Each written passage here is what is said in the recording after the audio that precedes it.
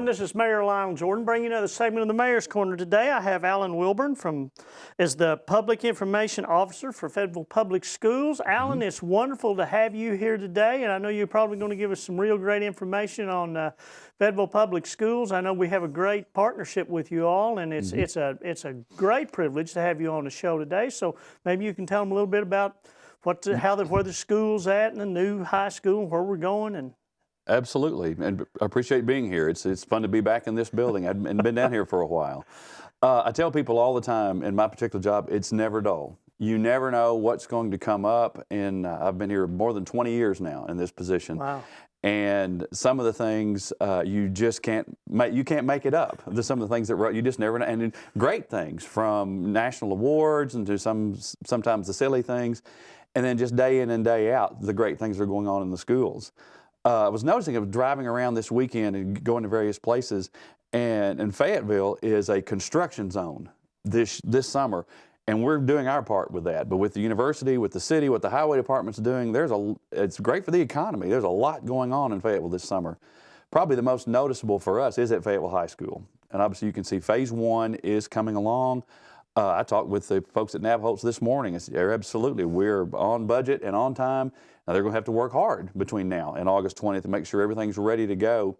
We took the school board and a few of the faculty members last week on a tour just so they could get in and see some of the areas that are approaching being finished.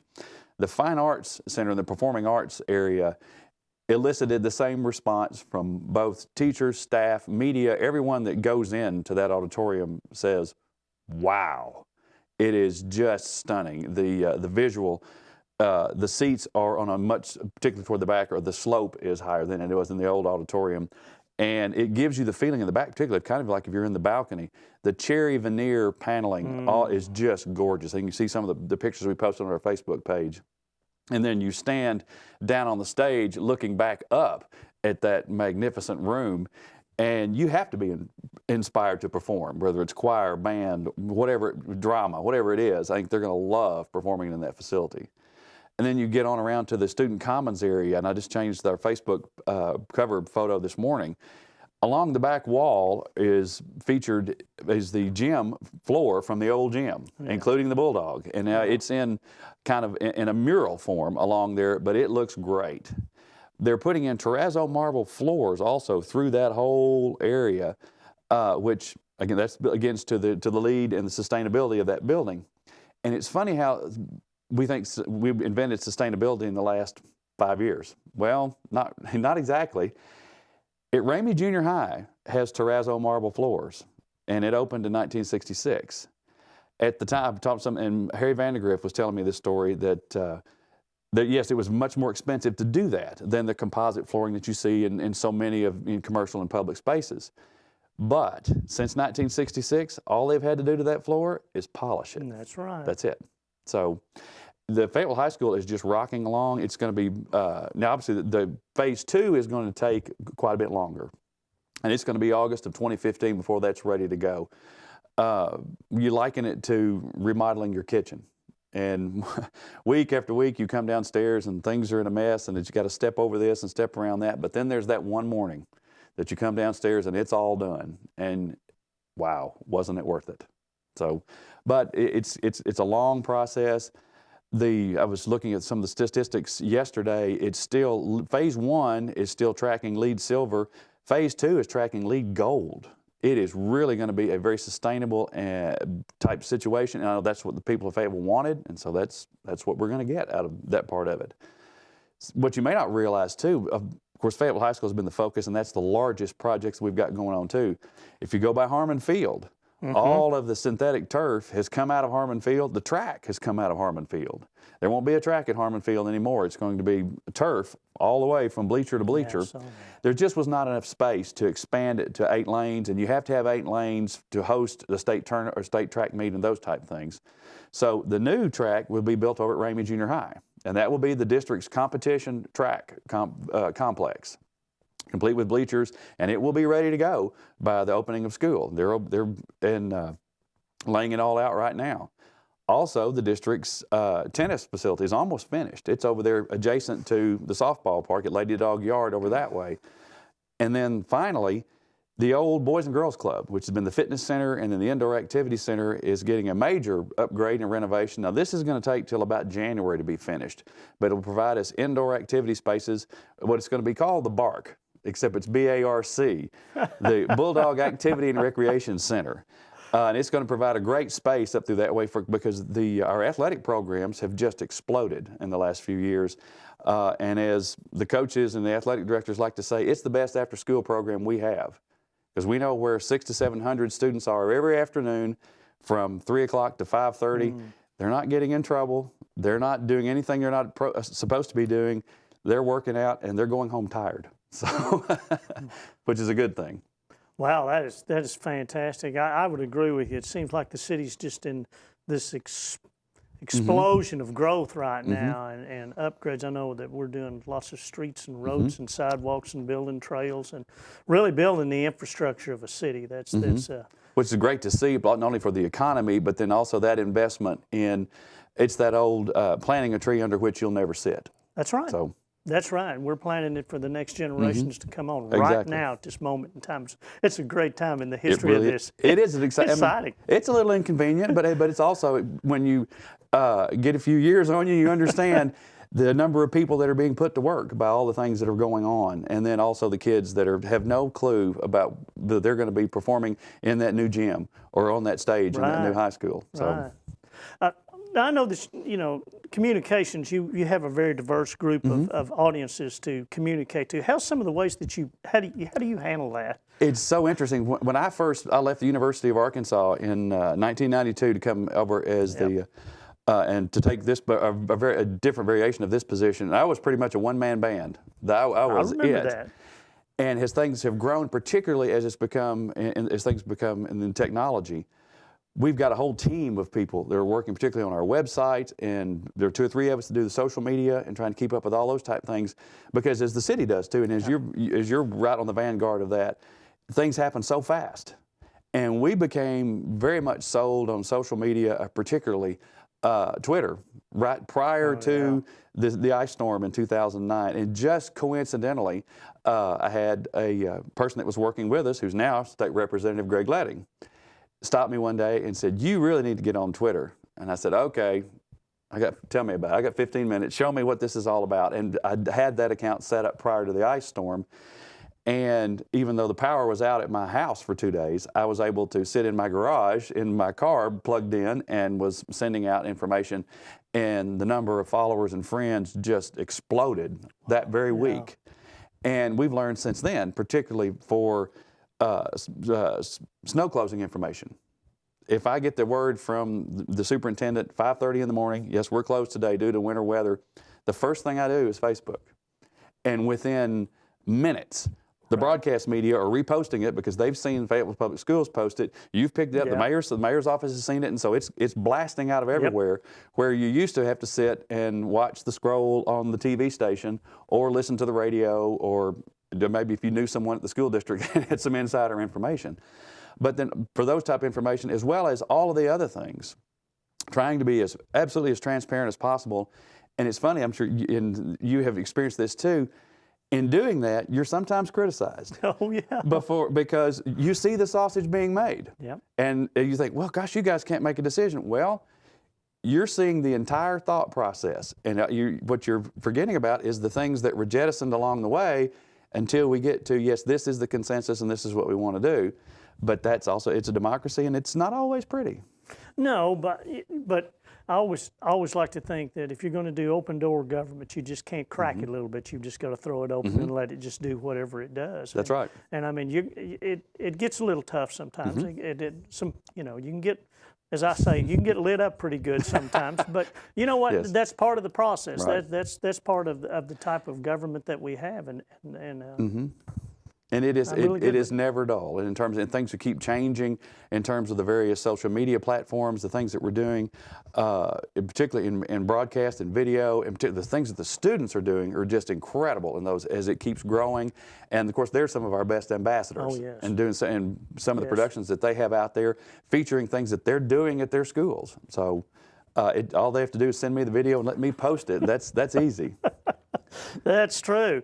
Tell us a little bit about the summer feeding program at Owl Creek. This is how many years we've been doing this. It's been going on quite a while, and it's a great program. This year is a little bit different in that we have local produce and local meat. And we're specifically trying to buy from those local vendors. Working with Apple Seeds and some of the other groups in town, the Farm to School program has really taken off in the last few years, and kids have had spaghetti squash, or they've had pumpkin soup, something they may not have had at home. And they're trying to continue that in this program out at Owl Creek. Our numbers are a little bit down this summer, and we're not quite sure exactly why, because they're, and maybe it's just a seasonal change, I don't know. But they haven't served quite the numbers.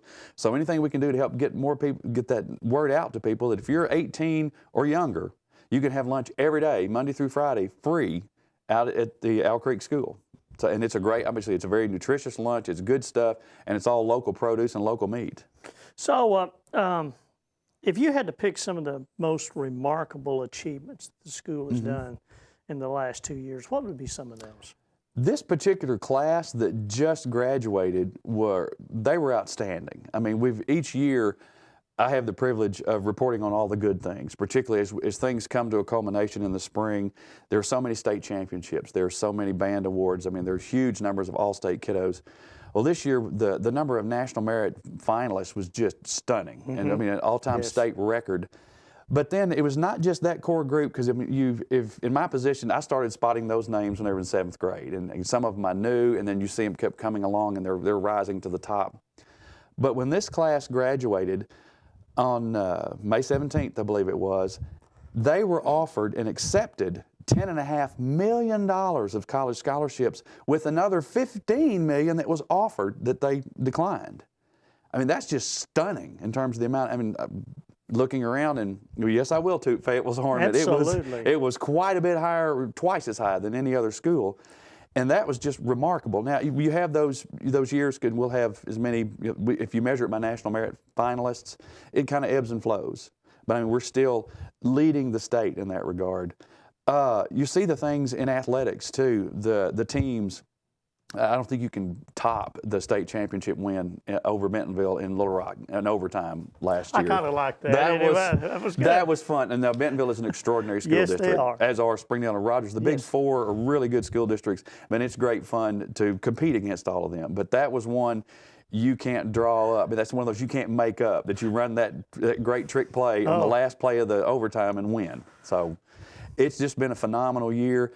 When and seeing the last night in the Bulldog Gym and all of the old lettermen that came back for that, and when they see this new gym when it opens and seats 2,200, and the architects have specifically designed it to where it is a home field advantage. The crowd is right on top of the floor. Plus, the old speakers were. They did as best they could in the rafters in the old Bulldog Gym. This new gym I don't know how many speakers are hanging in the ceiling, but we were looking the other day thinking this place will be rocking for that first volleyball game, basketball, whatever it is. I think the Fayetteville is going to be very proud to hold a band competition can be held in there. The science fair, that's going to be a multi-use building, and I think the people of Fayetteville are going to be really proud to bring their family and friends to say, come, because we have a gorgeous library. I mean, I love to take people and show off Fayetteville's library. Well, here's another jewel. So those the things that have been going on, our kids just keep ringing the bell. If you go to our website, there's a link right in the corner. Colors in White is a film that these Fayetteville High School kids produced and won the Student Film Festival in Little Rock just a few weeks ago. The Thea Foundation in Little Rock gives away 4 scholarships each year. For directing, for writing, I can't remember what the 3rd and 4th are, but they're the technical parts of the production. Our kids won 3 of the 4 scholarships this year, and the film is just outstanding. And you can see it, you can go to our website and watch it. It's called Colors in White. It's also showing on our TV channel. But it's just an example of the extraordinary work that our kids are doing. Wow. So if you want to leave anything with the folks today, some parting remarks that you'd like to tell the people out there and the parents of the school children, what would you say to them today? we spend so much of our time pushing information to the website. I think if you've got a question about the school, sure, give us a call. We'd be happy to talk to you. There's a ton of information out there. Our blog pretty much services as our news release, because anything we send to the media goes to the blog. So many times we talk to people and say, what about such and so? We'll guide them. Have you looked at this page? Oh, well, there it is. And there's a ton of information there, and you just can spend a lot of time there. We're about to revamp and bring in a new software to revamp teacher web pages, and we're really going to be focusing there because it is such a great link, and particularly because a lot of our teachers now use Twitter and Facebook. They have closed groups for their particular class. And the teacher can monitor the conversations at 10:30 at night, because that's when the kids are doing their homework. And one kid said, hey, I don't understand what you meant by the Gilded Age. And the teachers will say, inevitably, another student will say, dude, look on page 27, and it's right there. But all those type things. And so they're looking for other platforms that are obviously safe, that you can have those type of conversations in and out of class, and it's just exploding, but it's all there on the web. So if they wanted to contact the web, what's the website? Fayar.net. And it takes you to everything we have.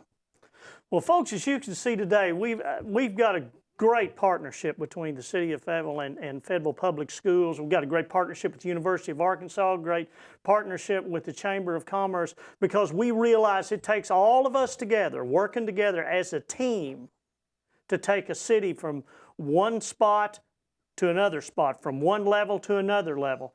And when we all work together, there's nothing we can't do. There's nothing that will stop us. And I just am really excited about what is going on with Fayetteville Public Schools and the city as a whole. We are in a time of history where we're seeing an explosion in this city of growth and economic achievement and academic achievement, and that's all done through the partnerships that we've all made together. And we are going to change the face of this city, not for just ourselves, but for our children and our children's children.